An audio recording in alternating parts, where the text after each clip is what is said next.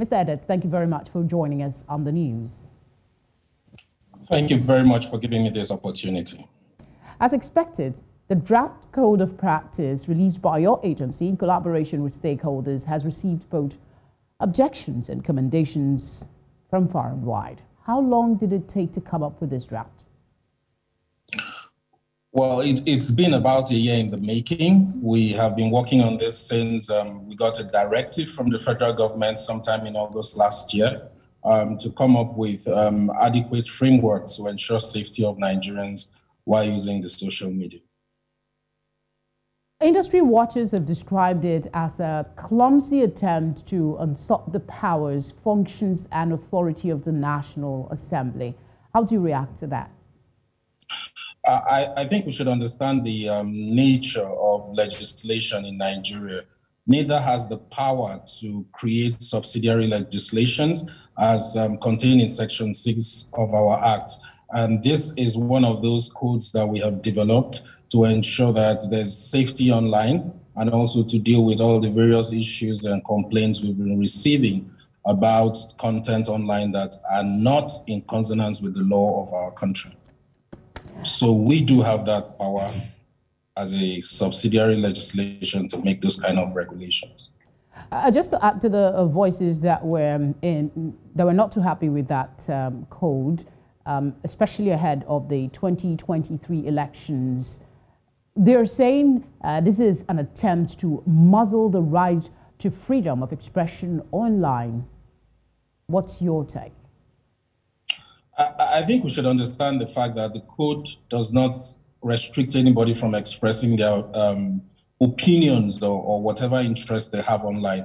What the code actually does is to develop a procedure for dealing with issues that has to do with content online that are illegal in Nigeria. And so we are just trying to ensure that harm is not done to people as a result of several, any type of content that does not meet the required standard to be shared with people online, like pornography, child online sex abuse, and all those other kind of issues, and also certain types of content that will tend or may tend to incite and cause public unrest and lack of safety in Nigeria.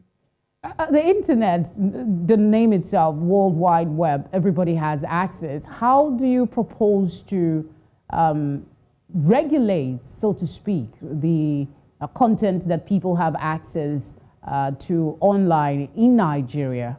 How possible is it, really? I think we should also understand the nature of the internet itself. Some of this content are uploaded from Nigeria. We are not in any way preventing people from using social media. We are not in any way preventing people from using their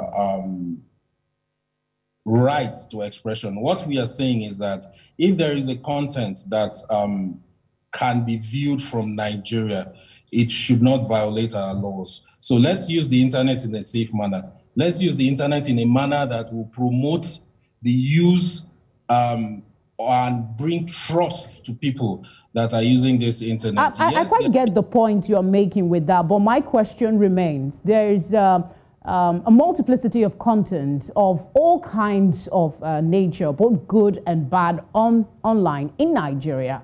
How do you propose to capture all of them and possibly bring them down if they're against the laws? We do not intend to capture them and bring them down. We intend to work with those platforms and service providers and content providers to ensure that those illegal items are actually dealt with adequately.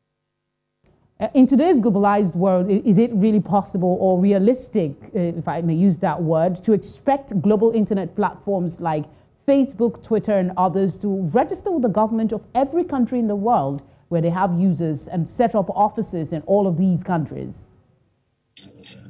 Well, we would not like to preempt other countries, but would like that to be a requirement here in Nigeria, so we can have some basis to communicate with them and actually work with them to address all the issues that we require in Nigeria. I had to ask this question. Is this an offshoot of the situation between Twitter and the Nigerian government, or this has been long in the making? Because you said this code was in the book for about a year before you came up with it. This has been in the making before then, but actually the incident with Twitter also gave us some form of experience on how to address some of the issues that would come up when we're dealing with those platforms. I guess you will need some luck with this one. Thank you very much for joining us. Thank you very much. I appreciate this opportunity.